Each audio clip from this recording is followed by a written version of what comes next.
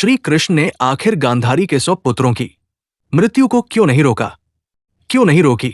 महाभारत के युद्ध की तबाही और श्री कृष्ण ने गांधारी के श्राप को क्यों हंसते हंसते स्वीकार कर लिया? नमस्कार दोस्तों, आपके हमारे चैनल ज्ञान शास्त्र में आप सभी का स्वागत है। ये कथा उस समय की है जब समय स्वयं ठहर गया था, जब कुरुक्षेत्र की रणभूमि पर 18 दिनों तक चले महायुद्ध का अंत हुआ था। समस्त कौरवों और उनकी सेना का वध हो गया था। पांडवों के पुत्रों और उनकी सेना का भी वध हो गया था। तब मारे गए योद्धाओं की माताएं, पत्नियां, पुत्रियां, बहनें उनके मृत शरीर से लिपटकर जोर जोर से विलाप करने लगी और धरती मां की गोद असंख्य शवों से भर चुकी थी। वही लोग जो कुछ दिन पहले तक किसी के पुत्र, किसी के भाई, किसी के पति और किसी के पिता थे, आज शव हो चुके थे। वेदों में कहा गया है कि युद्ध देवों और असुरों का खेल है, पर उसका परिणाम मनुष्यों के हृदय और इतिहास को छलनी कर देता है। और इस युद्ध ने धर्म और अधर्म की सीमाओं को धुंधला कर दिया था। जहां भाई ने भाई पर, गुरु ने शिष्य पर और पुत्र ने पिता समान लोगों पर शस्त्र उठाया, युद्ध समाप्त हो गया था। पर क्या सच में ऐसा हुआ था? अर्थात क्या सच में युद्ध समाप्त हुआ था? नहीं, ऐसा नहीं था। उसके बाद कुछ शेष बचा था, और जो शेष रह गया वह था एक हाहाकार, एक चीत्कार, एक निर्वाक शोक और एक मौन जिसने आकाश को चीर दिया। गांधारी, कुंती, द्रौपदी भी ये दृश्य देख रही थी। गांधारी के समस्त पुत्र मारे गए थे, लेकिन कुंती के सभी पुत्र जीवित बच गए थे। यद्यपि कुंती के समस्त पौत्र भी मारे जा चुके थे, किंतु गांधारी इस बात को सहन नहीं कर सकी थी। उसकी ममता दुर्योधन में बहुत अधिक थी। जब से उसने ये जाना था कि दुर्योधन की मौत अनैतिक तरीके से भीमसेन ने की थी, तब से उसके मन में जलन हो रही थी। उस मौन के बीच खड़ी थी अपने नेत्रों को पट्टी से ढके हुए गांधारी, जो कि कभी 100 पुत्रों की मां थी, पर अंतर्मन ने संसार का सबसे बड़ा सत्य देख लिया था। वो था हृदय का विनाश। यही नहीं, उनके सामने शांत भाव से खड़े थे श्री कृष्ण, जिन्हें ब्रह्मांड का संचालक कहा जाता है। गांधारी के भीतर पीड़ा, क्रोध और प्रश्नों का तूफान था। उन्होंने श्री कृष्ण से कहा कि तुम ये सब रोक सकते थे, फिर तुमने ऐसा नहीं किया। आखिर तुमने ये सब विनाश क्यों होने दिया? पर कृष्ण मौन थे, मुख पर शांत मुस्कान लिए हुए, जैसे सब जानते हुए भी मूक साक्षी हों। इस बीच हस्तिनापुर के महल में विजय का कोई उत्सव नहीं था। वहां केवल मृत्यु का अंतहीन सन्नाटा फैल चुका था। धर्मराज युधिष्ठिर जो विजेता थे, सिंहासन पर अपराधी की तरह बैठे थे। भीम अपने गदा पर सूखे रक्त की छाप को देख रहे थे। अर्जुन गांडीव से कतराते थे, जैसे हर तार में भीष्म की पीड़ा सुनाई देती थी। द्रौपदी, जिनके अपमान से इस युद्ध की नींव रखी गई, शांत बैठी थी, नयनों में अश्रु रहित, पर स्मृतियों में तलवारों सा दर्द भरा था। सब पूरा हो गया था, पर फिर भी सब खाली था। कृष्ण जानते थे, जब तक पांडव अपने अपराध और धर्म के दुविधा से मुक्त नहीं होंगे, तब तक ये युद्ध उनके भीतर चलता रहेगा। इसलिए कृष्ण पांडवों को लेकर गांधारी और धृतराष्ट्र के शिविर में गए, जहां मृत्यु और विलाप का मौन था। जैसे ही वे भीतर आए, गांधारी की मौन ऊर्जा जाग उठी। उन्होंने कहा, दूर हटो कृष्ण, तुम्हारी उपस्थिति मेरे घावों पर नमक है। तुम मेरे 100 पुत्रों के हत्यारे हो। उनके शब्दों में आग थी, पर कृष्ण का मौन उस अग्नि को शांति में बदलने वाला था। और वहीं से आरंभ हुआ वो संवाद जिसने युगों को बदल दिया, श्राप बनकर जिसने कृष्ण को भी नहीं छोड़ा, और जिसने मानवता को सिखाया कि युद्ध भले जीत लिया जाए, पर हार जाती है संवेदना। कभी कभी विनाश के बाद ही सृष्टि का सृजन होता है, और ये कथा समाप्त नहीं होती। ये तो वो आरंभ है जहां मनुष्य को स्वयं अपने भीतर का युद्ध जीतना होता है। उनकी इस शांति ने, उनके मौन ने गांधारी के भीतर की क्रोधाग्नि को और भी प्रचंड कर दिया। पहले तो वो युधिष्ठिर को श्राप देना चाहती थी, लेकिन महर्षि वेदव्यास ने गांधारी के मन की बात जान ली थी। इसलिए वे भागे चले आए और गांधारी को समझाया। गांधारी ने युधिष्ठिर को तो श्राप नहीं दिया, लेकिन वो मन ही मन खदबदा रही थी। वो अपने स्थान से उठी, उनके पैर लड़खड़ा रहे थे। पर उनकी वाणी में वज्र की कठोरता थी। वो बोली, तुम ईश्वर कहलाते हो, तुम सर्वशक्तिमान हो, त्रिकालदर्शी हो। तुम चाहते तो तुम्हारे एक संकेत मात्र से ये महाविनाश रुक सकता था।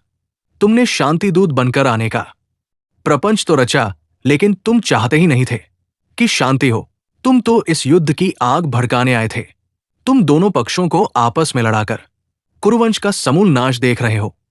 तुमने मेरे पुत्रों को नहीं, बल्कि तुमने मुझे, एक मां को पराजित किया है। तुमने मेरे वंश का नाश कर दिया। गांधारी का कंठ रुद्ध हो गया। उनकी आंखों से, जो पट्टी से ढकी थी, उनमें अश्रुओं की धारा फूट पड़ी। रोते रोते, चीत्कार करते हुए वो कृष्ण से पूछ रही थी, क्यों कृष्ण, क्यों? क्या अपराध था मेरे पुत्रों का? केवल यही कि वे अपने पिता के राज्य पर अपना अधिकार चाहते थे? क्या ये अधर्म था? तुमने इन पांडवों का पक्ष क्यों लिया? क्या केवल इसलिए कि ये तुम्हारे मित्र थे, तुम्हारी बुआ के पुत्र? क्या तुम्हारा कोई कर्तव्य मेरे पुत्रों के प्रति नहीं था? वे भी तो तुम्हारे कुल के ही थे। गांधारी आगे बढ़ी और रणभूमि की ओर संकेत करती हुई बोली, चलो मेरे साथ कृष्ण, मैं तुम्हें तुम्हारा किया हुआ कर्म दिखाती हूं। और वो कृष्ण का हाथ पकड़कर उन्हें रणभूमि की ओर घसीट ले चली। पांडव भय और आशंका से उनके पीछे पीछे चले। गांधारी, जिन्हें संजय अपनी दिव्य दृष्टि से युद्ध का वर्णन सुनाते थे, आज स्वयं उसी भूमि पर चल रही थी। वो हर शव के पास रुकती, उसे स्पर्श करती, विलाप करती, देखो कृष्ण, ये मेरा कर्ण है। ये अकेला था जिसने द्रौपदी के अपमान का विरोध किया था, पर तुम्हारे अर्जुन ने इसे भी मार डाला। क्यों? क्या यही तुम्हारा धर्म है? वो आगे बढ़ी, ये देखो, ये मेरा प्रिय है, दुर्योधन का वीर पुत्र। तुम्हारे अभिमानी पुत्र अभिमन्यु ने इसे भी निर्दयता से मार डाला। एक बालक ने दूसरे बालक की हत्या कर दी। क्या यही तुमने अर्जुन को सिखाया था? गांधारी के विलाप से आकाश भी रो रहा था। हर शव के साथ उनका क्रोध, उनकी पीड़ा और बढ़ती जा रही थी। अंततः वो उस स्थान पर पहुंची जहां उनके प्रिय पुत्र दुर्योधन का शव पड़ा था, जिसकी जंघा भीम ने धर्म विरुद्ध तरीके से तोड़ी थी। दुर्योधन के शव के पास पहुंचते ही गांधारी का धैर्य टूट गया।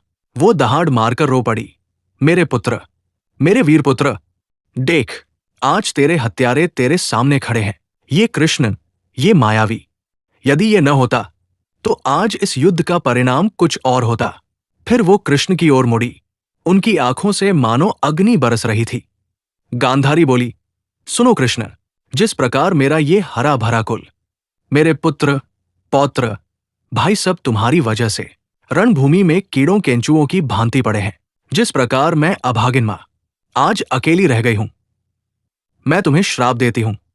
और जैसे ही श्राप शब्द निकला, प्रकृति कांप उठी, तेज हवाएं चलने लगी, आकाश में काले बादल घिराए, पशु पक्षी चीखने लगे। वहां उपस्थित व्यास और नारद जैसे महर्षियों ने गांधारी को रोकने का प्रयास किया। नहीं देवी, शांत हो जाइए, कृष्ण को श्राप मत दीजिए, ये अनर्थ होगा। लेकिन गांधारी नहीं रुकी। मैं, गांधार की राजकुमारी, हस्तिनापुर की महारानी, महाराज धृतराष्ट्र की पत्नी, स्वपुत्रों की जननी, अपने संपूर्ण जीवन के पुण्य को साक्षी मानकर तुम्हें श्राप देती हूं। कृष्ण, आज से ठीक 36 वर्ष पश्चात तुम्हारा यदुवंश भी इसी प्रकार एक दूसरे को मारकर नष्ट हो जाएगा। तुम्हारी कुलवधुएं भी इसी प्रकार शवों पर विलाप करेंगी, जैसे मैं कर रही हूं। तुम स्वयं अपनी आंखों से अपने पुत्रों, पौत्रों का विनाश देखोगे और विवश रहोगे। अंत में जब तुम्हारा कुल नष्ट हो चुका होगा, तब एक साधारण शिकारी के हाथों पशु की भांति तुम्हारी मृत्यु होगी। तुम अकेले असहाय निर्जन वन में पड़ोगे और कोई तुम्हें पानी देने वाला भी नहीं होगा। ये वज्रपात सा श्राप सुनकर पांडव भय से थर थर कांप उठे। उनके हाथों से अस्त्र शस्त्र छूट गए। उन्हें लगा अब सुदर्शन चक्र चलेगा और प्रलय आएगी। अब गांधारी का अंत निश्चित है, पर ऐसा कुछ भी न हुआ। इसके विपरीत कृष्ण के अधरों पर एक शांत, सौम्य, रहस्यमयी मुस्कान खिल उठी। उन्होंने आगे बढ़कर गांधारी के चरणों को स्पर्श करना चाहा और बोले, माते, मैं शोक मोह और पीड़ा से परे हूं। न विजय में बंधा हुआ हूं, न पराजय में, न मान में, न अपमान में, न जीवन में, न मृत्यु में, न सत्य में, न असत्य में। काल और महाकाल भी मेरे सेवक हैं और मैं उन्हीं के द्वारा अपने कार्यों को सिद्ध करता हूं। हे माता, ये युद्ध अवश्यंभावी था। जो चले गए हैं उन पर शोक मत करो, जो है उन्हें स्वीकार करो। वर्तमान को अपनाओ, क्योंकि भूत केवल दुख का कारण बनता है। मुझे आपसे इसी आशीर्वाद की ही प्रतीक्षा थी। मैं आपके इस श्राप को शिरोधार्य करता हूं। आपने मुझ पर महान कृपा की है, तथास्तु, ऐसा ही होगा। कृष्ण के चेहरे पर न तो भय था, न ग्लानि, न प्रतीकार, न क्रोध। ये देखकर गांधारी, पांडव और वहां उपस्थित सभी जन स्तब्ध रह गए। गांधारी ने हतप्रभ होकर कृष्ण से पूछा, ये कैसा उपहास है कृष्ण? मैंने तो तुम्हें तुम्हारे कुल के विनाश का श्राप दिया है और तुम मुस्कुरा रहे हो। क्या तुम मनुष्य हो या पत्थर? कृष्ण के मौन ने गांधारी के हृदय में उठ रहे तूफान को और भड़का दिया। वो अपने स्थान से उठीं, कदम डगमगा रहे थे, पर स्वर वज्र समान दृढ़ता से गूंज उठा। क्या तुम्हें पीड़ा नहीं होती कृष्ण? तुम तो सर्वज्ञ हो, सर्वशक्तिमान हो, त्रिकालदर्शी हो। फिर क्यों नहीं रोका तुमने इस भयानक विनाश को? उनकी आवाज में जलता हुआ पत्थर था, जिसमें सदियों का मातृत्व, पीड़ा और न्याय की पुकार समाहित थी। तब कृष्ण ने गहरी करुणा से गांधारी के आंसू पोंछे और गंभीर स्वर में बोले, माते, आप मुझे इस युद्ध का कारण मानती है। आप कहती है कि ये महाविनाश मेरे हाथों से हुआ है, पर क्या आपने कभी विचार किया कि इस युद्ध के बीज कब और कहाँ बोए गए थे? क्या ये युद्ध केवल 18 दिनों में लड़ा गया? नहीं, ये युद्ध तो दशकों पहले हस्तिनापुर के राजमहलों की गलियों, कक्षों और निर्णयों में लड़ लिया गया था। उस दिन आरंभ हुआ जब पितामह भीष्म ने अपनी प्रतिज्ञा के अहंकार में भावी न्यायप्रिय शासक को सिंहासन से वंचित कर दिया। उस दिन जब महाराज धृतराष्ट्र ने शारीरिक अंधता के साथ साथ विवेक और न्याय की आंखों को भी ढक लिया। उस दिन जब आपने अपनी आंखों पर पट्टी बांधकर अपने ही मन की आंखों को अनदेखा कर दिया। आपने सत्य देखा, अन्याय सहा, पर मौन रही। कृष्ण की वाणी कटु नहीं थी, पर सत्य का वो दीप समस्त अंधकार चीर रहा था। क्या आप भूल गए माते, जब आपके ज्येष्ठ पुत्र दुर्योधन ने बाल्यकाल में ही भीम को विष देकर उसे गंगा में फेंकने का प्रयास किया? तब आपके मातृत्व ने उसे क्यों नहीं रोका? जब उसने पांडवों और महारानी कुंती को लाक्षागृह में जीवित जलाने की योजना बनाई, तब आपकी करुणा कहाँ थी? और उस अभागे क्षण को याद करें जब हस्तिनापुर के राजसभा में द्रौपदी का चीरहरण हुआ। धर्म और न्याय स्वयं नग्न खड़े थे और आप अपने महल में मौन बैठी थी। उस दिन इस युद्ध का अंतिम अध्याय लिखा जा चुका था माते, केवल द्रौपदी का नहीं। तब हस्तिनापुर का चीर हर लिया गया था। तब धर्म का शरीर छलनी हो गया था। गांधारी पत्थर सदृश खड़ी सब कुछ सुन रही थी। कृष्ण की प्रत्येक बात उनकी आत्मा में तीर की तरह चुभ रही थी। वे आगे बोले, आप कहती हैं कि मैं चाहता तो युद्ध रोक सकता था। माते, मैं स्वयं शांति दूत बनकर आपके द्वार आया था। मैंने 5 गांव मांगे, सिर्फ 5 गांव, ताकि लाखों माताओं की गोद सूनी न हो, ताकि परिवार टूटे नहीं। पर आपके पुत्र ने अहंकार में कहा, सुई की नोक भर भूमि भी नहीं दूंगा। उसने मेरे प्रस्ताव का अपमान किया, मुझे बंदी बनाने का प्रयास किया। माते, जब कोई व्यक्ति सत्य और समर्पण की भी अवहेलना कर दे, तब उसका विनाश निश्चित हो जाता है। उसे कोई नहीं बचा सकता, न मैं, न देवता। कृष्ण की आंखें शांति से भरी थी, पर शब्दों में न्याय का कठोर दीप प्रज्वलित था। और अब आपके श्राप की बात, आप सोचती है कि आपने मुझ पर सबसे बड़ा प्रहार किया है, पर सच्चाई यह है कि यह श्राप तो इस सृष्टि के विधान को पूर्ण करने वाला है। मेरे यदुवंश को वरदान था कि उन्हें कोई बाह्य शक्ति नहीं मार सकती। उनका विनाश उनके ही हाथों से होगा। वे स्वयं लड़ेंगे, स्वयं मरेंगे। और माते, सत्य यह है कि द्वारका में मेरे पुत्र पौत्र अहंकार और मद में डूबकर धर्म से भटक गए हैं। उनका विनाश पहले से ही निश्चित था। कृष्ण का स्वर अब गहरा और मोहक हो गया। माते, आपने मुझे श्राप नहीं, भार से मुक्ति दी है। अब मैं अपने ही कुल का संहारक नहीं बनूंगा। आपके श्राप के माध्यम से कर्म फल का कठोर सत्य घटित होगा। यही तो सृष्टि का विधान है, जैसा कर्म वैसा फल।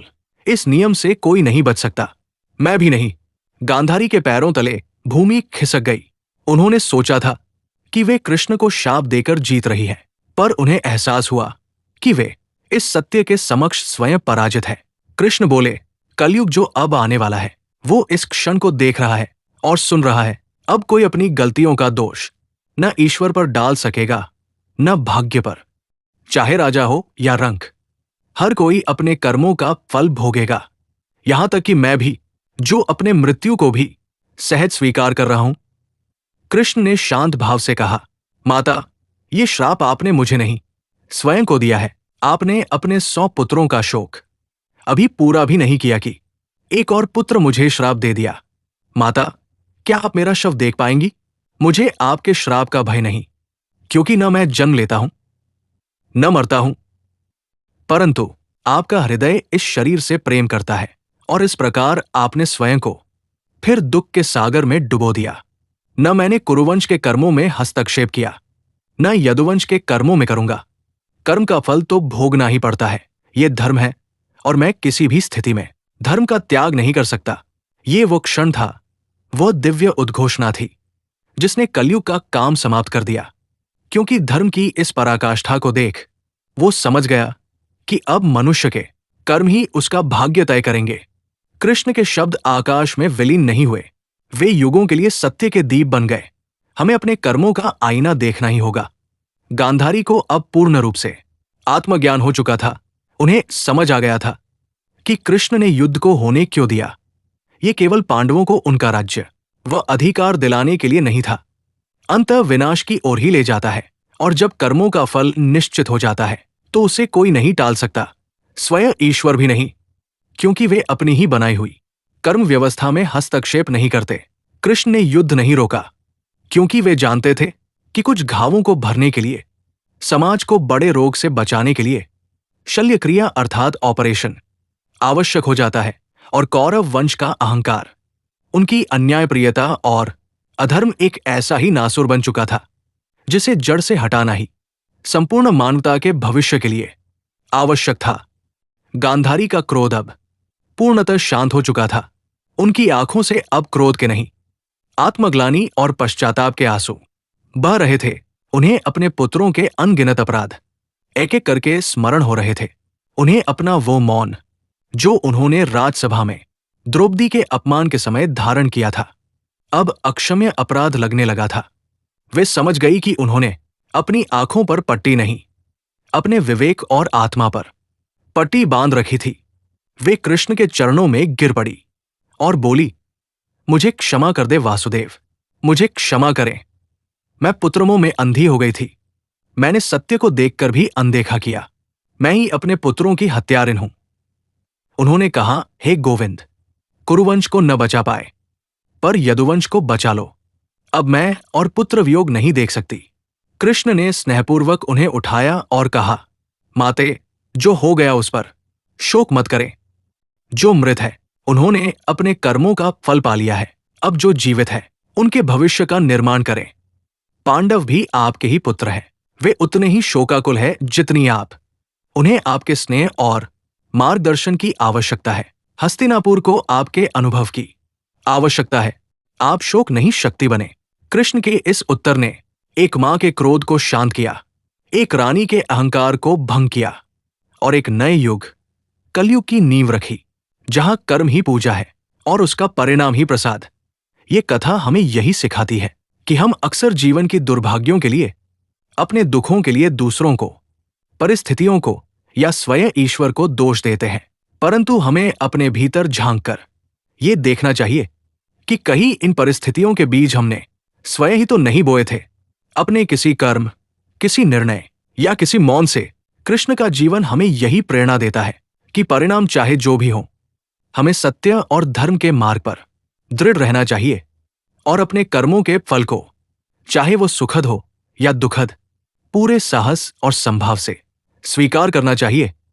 यही वो अमृत संदेश है जो इस कथा में छिपा है, और यही वो ज्ञान है जो हमें जीवन की हर कठिनाई का सामना करने की शक्ति देता है। तो दोस्तों आप समझ ही गए होंगे कि आखिर कृष्ण ने महाभारत के युद्ध को क्यों नहीं रोका और गांधारी का श्राप हंसते हंसते कृष्ण ने क्यों स्वीकार किया। जानकारी आपको कैसी लगी हमें कमेंट बॉक्स में लिखकर जरूर बताइएगा।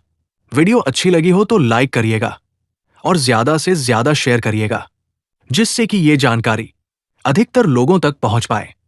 और अगर चैनल पर नए आए हैं तो सब्सक्राइब करिएगा, साथ ही बेल आइकन जरूर दबाएगा, जिससे कि ये जानकारी अधिकतर लोगों तक पहुंच पाए। तो मिलते हैं अगली नई वीडियो के साथ, तब तक के लिए राधे राधे।